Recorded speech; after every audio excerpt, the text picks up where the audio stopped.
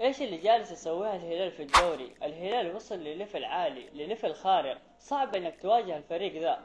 للأمانة ما قد شفت فريق سعودي يلعب بهذه الحدة وبهذا الأداء، وصل لليفل عالي جدا. ما شاء الله تبارك الله، الهلال يعتبر من أقوى الفرق، ما هو بس في الدوري، ممكن في العالم.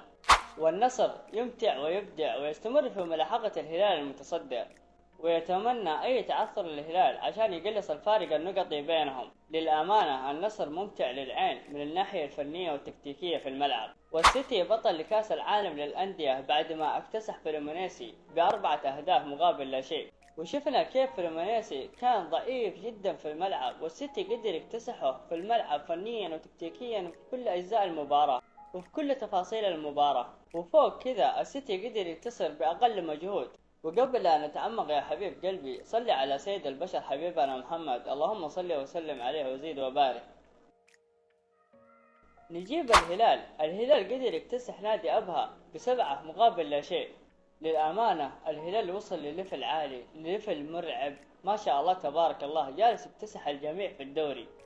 شفنا كيف الهلال دائما يلعب بنفس الأفكار بنفس الخطط، وشفنا كيف يحشرك في منطقتك وما يخليك تبني أبدا، وفوق كذا يفتك الكورة بسهولة.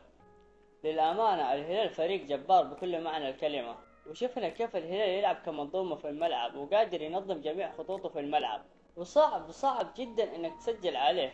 وعلى العكس تماما هو قادر يضغطك في منطقتك ويفتك الكورة ويسجل ويمتع وكل شيء يسويه في الملعب.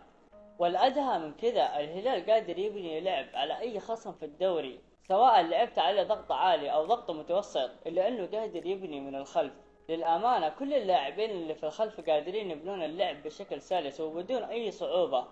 وشفنا كيف نيفيس في مرحلة البناء كيف يرجع للخلف ويبني الكرة للأمام. للأمانة كوليبالي ممتاز في البناء، وعلي البليهي ممتاز في البناء، وشفنا كيف قادرين يبنون على أي خصم في الدوري. وهنا يبين لك الشغل اللي جالس يسويه جيسوس في الهلال، فريق منظم في جميع خطوط الملعب.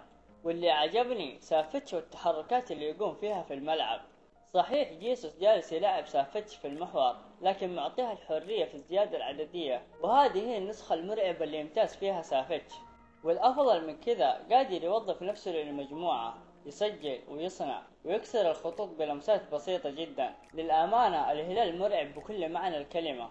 ألف مبروك لعشاق الهلال هذا الانتصار، وهارد لك لجمهور أبها. وإذا وصلت هنا يا حبيب قلبي لا أوصيك باللايك والاشتراك لنرتقي للأفضل.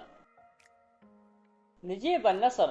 كاسترو لعب بنفس الأفكار في المباراة، الاعتماد على البناء من الخلف والاستحواذ على الكرة أكثر وقت ممكن، وتوسيع الملعب في الأطراف عشان لعيبة العمق يقدرون يخترقون خطوط عمق الملعب.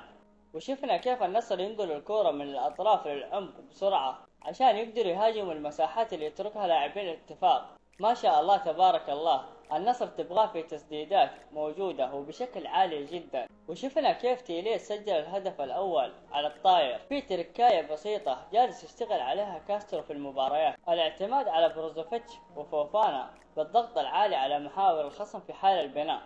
وشفنا كيف بروزوفيتش قدر يفتك الكرة ويسجل الهدف الثاني. وشفنا كيف ساديو ماني يخترق ويعبث في مدافعين الاتفاق ويسبب ركلة جزاء. ما شاء الله تبارك الله، النصر تبغاه في البناء ممتاز جدا، في توسيع الملعب ممتاز جدا، والأداء الفني للاعبين على أعلى ما يكون. للأمانة النصر يحتاج فقط لتطوير منظومة الضغط العالي واللاعبين اللي يقومون بالضغط. للأمانة كاسترو لو طور من المنظومة هذه راح يفرق كثير في الملعب، وواضح كاسترو جالس يطور من هذا الأمر. ألف مبروك لعشاق النصر هذا الانتصار المهم والاستمرار في ملاحقة المتصدر. والسيتي بطل كأس العالم للأندية وباكتساح، اكتسح فلومينيسي.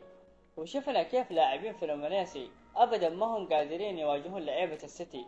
للأمانة السيتي سيطر على جميع تفاصيل المباراة وقدر ينتصر بأقل مجهود، وأتمنى الانتصار هذا يرجع الشغف والروح عند لاعبين السيتي ويرجع للدوري بشكل أفضل من اللي شفناه في المباريات السابقة في الدوري.